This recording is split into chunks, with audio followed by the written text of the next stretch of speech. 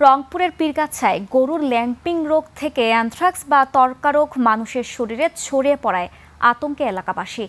2 মাসে শতাধিক মানুষ এ রোগে আক্রান্ত হয়ে জ্বর, লালচে ফোড়া, কালো ঘা ও ফুলে যাওয়ার মতো লক্ষণ নিয়ে ভুগছে। রোগতত্ত্ব, রোগ নিয়ন্ত্রণ ও গবেষণা প্রতিষ্ঠান ICDCR এর বিশেষজ্ঞরা 8 জন আক্রান্ত শনাক্ত করেন। আক্রান্ত গরু থেকে দূরত্ব বজায় রাখা সহ মাংস না খাওয়ার পরামর্শ বিশেষজ্ঞদের। রংপুর বিভাগীয় প্রতিনিধি লিয়াকত আলী বাদুলের প্রতিবেদনে ডেস্ক রিপোর্ট, ছবি তুলেছেন আলী হায়দার রনি। আপনার প্রিয় কাপড়ের যত্নে এলো এনজাইম সমৃদ্ধ Arik silver wash detergent powder, 500 গ্রাম মাত্র 70 টাকা। প্রিমার্ক।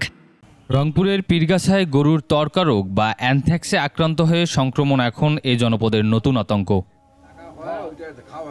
আগস্ট মাসে কৃষক আব্দুর রাজ্জাক এবং কমলা বেগম অ্যানথ্রাক্সের উপসর্গ নিয়ে মারা গেলে শুরু তোলপাড়। যদিও এ রোগে আক্রান্ত হয়ে মারা যাওয়ার বিষয়টি নিশ্চিত করতে পারেননি সংশ্লিষ্টরা। এরই মধ্যে উপজেলার শতাধিক মানুষ আক্রান্ত হওয়ার তথ্য পাওয়া গেছে। তাদের মধ্যে কেউ চিকিৎসাধীন বা গ্রাম্য চিকিৎসকের কাছ থেকে ওষুধ নিয়ে বাড়িতে অবস্থান করছেন। আক্রান্ত হয়ে এলাকার প্রায় 200 গরুর মৃত্যু হয়েছে বলে দাবি স্থানীয়দের। মহামারী এই সময়ে আমাদের যে অবস্থা, তাতে ভালো চিকিৎসক না এমনি তো পাই নাই।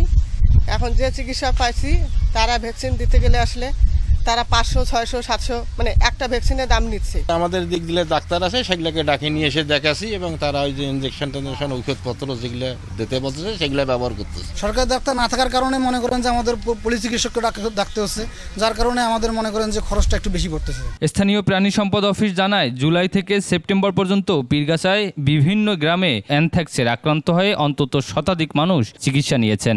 মারা গেছে 2 জন। আক্রান্ত গরুর মাংস না খাওয়ার পরামর্শ তাদের। বর্তমানে অ্যানথ্রাক্স রোগ নিয়ন্ত্রণে আছে। আমরা অলরেডি 53,000 ভ্যাকসিন করেছি, অ্যানথ্রাক্স ভ্যাকসিন করেছি। তারপরে জনগণের মধ্যে সচেতনতা করার জন্য আমরা উঠান বৈঠক করতেছি। রোগা গরু যেন জব করতে না পারে সেই জন্য আমরা সচেতন করতেছি এবং রোগা গরুর গোস্ত যেন না খায়।